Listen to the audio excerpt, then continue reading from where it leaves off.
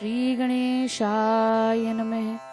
गजाननं भूतिगणादिसेवितं कपित्थजम्बूफलचारुभक्षणम् उमासुतं शोकविनाशकारकं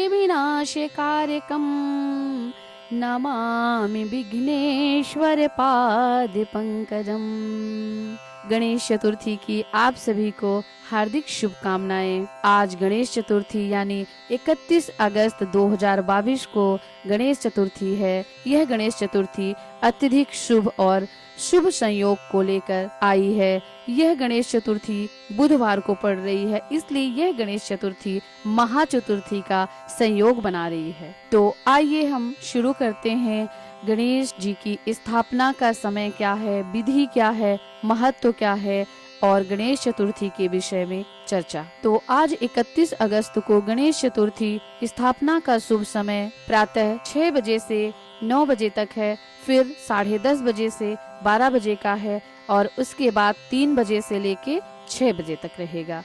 इस समय पर आप गणेश भगवान की स्थापना कर सकते हैं। भगवान गणेश भाद्रपद के शुक्ल पक्ष की चतुर्थी को प्रकट हुए थे, ठीक 12 बजे के समय पर, जो अभिजीत मुहूर्त का समय था। और इस बार गणेश चतुर्थी महासंयोग लेके आई है, महाचतुर्थी बन गई है।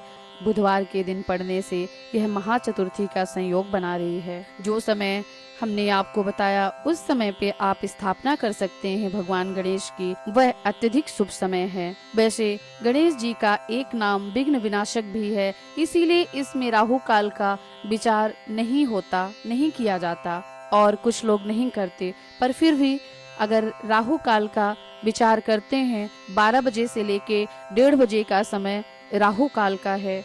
इस समय पर कोई शुभ कार्य और मांगलिक कार्य ना करें तो ज्यादा अच्छा होता है।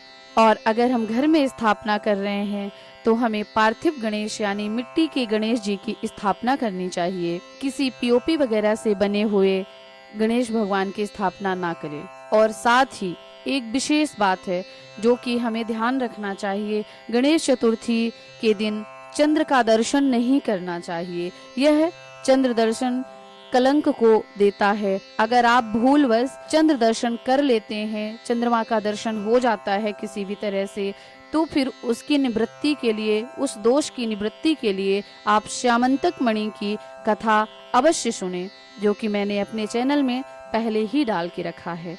उससे उसका दोष का निवारण हो जाता है। और अब बात करते हैं गणेश चतुर्थी के विषय में। गणेश चतुर्थी स्थापना से गणेश भगवान को अनंत चतुर्दशी तक पूरे विधि विधान के साथ हमें पूजन करना चाहिए। गणेश स्थापना के साथ रिद्धि सिद्धि की भी स्थापना अवश्य करना चाहिए। भगवान गणेश के दोनों साइड में चावल की ढेरी रख दें, उस चावल की ढेरी के ऊपर सुपारी विराजित करें, रखें और फिर उनका भी पूजन गणेश भगवान की तरह ही करना चाहिए। साथ ही एक कलश की भी स्थापना करें। अष्टदल कमल के ऊपर कलश को स्थापित करें, दीप जलाएं, पुष्पों की माला पहनाएं गणेश भगवान को। दूर्वा जो गणेश भगवान को अति प्रिय है, उनके मस्तक पर चढ़ाना चाहिए। ध्यान रहे कि दूर्वा कभी चरणों में नहीं चढ़ाया जाता। फिर लाल फूल चढ़ाएं, पीला फूल चढ़ाएं, श्रीफल चढ़ाएं और साथ ही भगवान गणेश को जो अति प्रिय है, लड्डू मोदक का भोग अवश्य लगाना चाहिए। अगर ऐसा ना हो सके, हमारा सामर्थ्य अगर नहीं है लड्डू और मोदक का, तो हमें गुड़ का भोग लगा देना चाहिए। भगवान गणेश को गुड़ भी अति प्रिय है, तो अपने सामर्थ्य के अनुसार आप भोग चढ़ा सकते हैं। ध्यान रहे गणेश जी की स्थापना ईशान कोण पर करना चाहिए। ईशान कोण का मतलब उत्तर पूर्व की दिशा में करना चाहिए। एक चौकी रखकर उस पर लाल कपड़ा बिछाकर थोड़ा जल छिड़कें, फिर चावल और पुष्प डालकर उसके ऊपर पार्थिव गणेश भगवान की स्थापना करें। गणेश जी के सीधे हाथ पर कलश को विराजित करना चाहिए। गणेश भगवान के सीधे हाथ पर कलश का स्थापना करना चाहिए। कलश में सारे देवी देवताओं का आवाहन होता है, इसलिए कलश में मौली बांध दे, कलश के कंठ पर मौली बांध दे, स्वास्तिक का चिन्ह बना दें, ओम का चिन्ह बना दें और फिर जल भर दें। कलश के अंदर, लोटे के अंदर जल भर दें और आम के पत्ते 5-7 कुछ भी आप रख सकते हैं, उसको डालें और फिर भगवान गणेश के दाहिनी तरफ कलश की स्थापना करें और फिर उसके ऊपर श्रीफल रख सकते हैं या चावल की कटोरी भी रख सकते हैं उसके ऊपर। और फिर गणेश भगवान को पंचोपचार विधि से पूजन कर सकते हैं। कलावा चढ़ाएं, वस्त्र के रूप में भगवान गणेश को जनेऊ अवश्य पहनाना चाहिए। गणेश भगवान को सिंदूर और कुमकुम का टीका लगाना चाहिए। दूर्वा उनके मस्तक पर चढ़ाना चाहिए। ध्यान रहे भगवान गणेश को तुलसी नहीं चढ़ती, तो तुलसी नहीं चढ़ाना चाहिए, ना भोग में और ना ही भगवान गणेश को ऐसे किसी भी तरह से तुलसी ना चढ़ाएं। अगर भोग में कुछ आपको रखना है तो दूर्वा पुष्प रख सकते हैं। और रिद्धि सिद्धि को श्रृंगार की वस्तु समर्पित करें, फिर इत्र चढ़ाएं और दक्षिणा भी चढ़ाएं भगवान को, जिससे कोई कमी रह जाए अगर तो उसकी पूर्ति हो जाती है। और जितना हो सके हमें भाव के साथ हर चीज समर्पित करनी चाहिए और खुद को भी समर्पित करना चाहिए। भगवान कहते हैं ना, भाव का भूखा होता है, तो भाव के साथ में इन सारी वस्तुओं को हमें समर्पित करना चाहिए। और फिर धूप दीप से भगवान गणेश की आरती करें, वंदना करें, पूजन करें और फिर अपने ही जगह पर खड़े होके, जहाँ आप खड़े हैं, बैठे हैं, पूजा कर रहे हैं, उसी जगह पर खड़े होके एक प्रदक्षिणा करनी चाहिए। और ध्यान रहे भगवान गणेश की एक ही प्रदक्षिणा की जाती है।